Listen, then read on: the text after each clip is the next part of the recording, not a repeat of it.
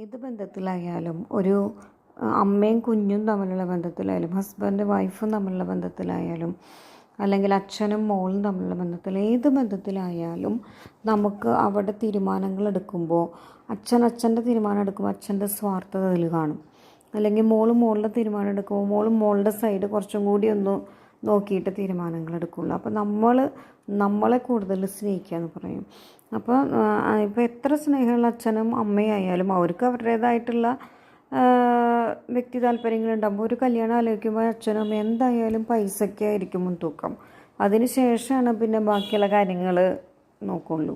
അപ്പോൾ ഒരു പെൺകുട്ടിയാണെങ്കിലോ ആ ചെക്കനെ കുറിച്ചിട്ടായിരിക്കും, ചെക്കൻ്റെ സ്വഭാവവും ചെക്കൻ്റെ ഇതായ കാര്യങ്ങൾക്കായിരിക്കും മുൻതൂക്കം. അതിന് ശേഷം പെൺകുട്ടി ഫാമിലിക്ക് പൈസയ്ക്ക് മുൻതൂക്കം കൊടുക്കുള്ളൂ.